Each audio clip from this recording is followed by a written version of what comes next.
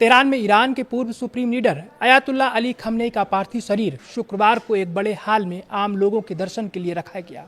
America और Israel के हमलों में मारे गए खमनेई के लिए ईरान पूरे एक हफ्ते तक शोक कार्यक्रम आयोजित कर रहा है।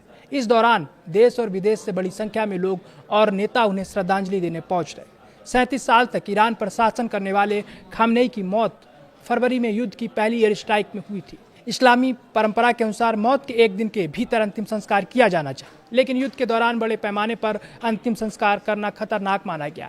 इसलिए पिछले महीने अस्थायी युद्ध विराम समझौता होने तक इसे टाल दिया गया था। गुरुवार देर रात खमनेई का ताबूत लोगों के सामने लाया गया, जहां रोते हुए समर्थकों की भीड़ ने सिर पीटते हुए शोक जताया और ताबूत पर फूल बरसाए। शुक्रवार को उनका ताबूत, साथ ही उनके साथ मारे गए परिवार के अन्य सदस्यों के ताबूत उस बड़े प्रार्थना हॉल में रखे गए जो पूर्व supreme leader Ayatollah Ruhollah Khamenei की याद में बनाया गया था। खमनेई के साथ उनकी बेटी, दामाद, एक छोटी पोती और उनके बेटे मुस्तफा खमनेई की पत्नी की मौत हो गई थी, जिनके ताबूत भी वहां रखे गए।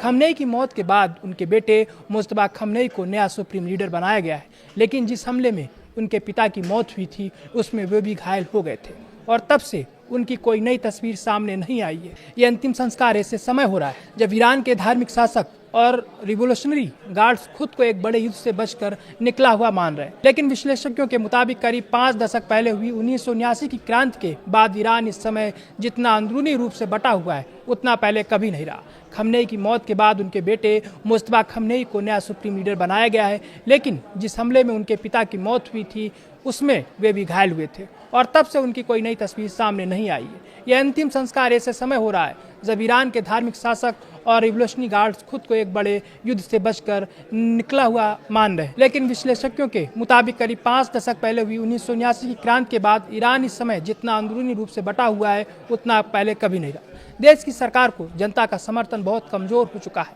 वहीं भारी प्रतिबंधों ने अर्थव्यवस्था को बुरी तरह प्रभावित किया है और देश भर में हो रहे विरोध प्रदर्शनों को सुरक्षा बलों ने सख्ती से दबाया है। जनवरी में इसी सिलसिले में हजारों प्रदर्शनकारी मारे गए थे। इन तमाम मुश्किलों के बावजूद इस हफ्ते सरकार ने एकता और ताकत दिखाने की पूरी कोशिश की है। तेहरान की सड़कों पर सुरक्षा बेहद कड़ी कर दी गई है, जहां सेना, पुलिस और 22 पैरामिलिट्री फोर्स के जवान गश्त लगा रहे हैं। ईरान ने अमेरिका और इजराइल को चेतावनी भी दी है कि अंतिम संस्कार के दौरान किसी भी हमले को बर्दाश्त नहीं किया जाएगा। शुक्रवार को समारोह में रूस के पूर्व राष्ट्रपति दिमित्री मेदवेदेव, चीन की नेशनल पीपल्स कांग्रेस के उप प्रमुख ही वेई, पाकिस्तान के प्रधानमंत्री शहबाज शरीफ और इराक के राष्ट्रपति निज़ार अहमदी समेत कई विदेशी नेता मौजूद रहे। इसके अलावा इजरायली हमलों में मारे गए हिजबुल्लाह प्रमुख हसन नसरल्लाह और वरिष्ठ कमांडर इमाद मुगनिया के परिवार के लोग भी इस मौके पर पहुंचे।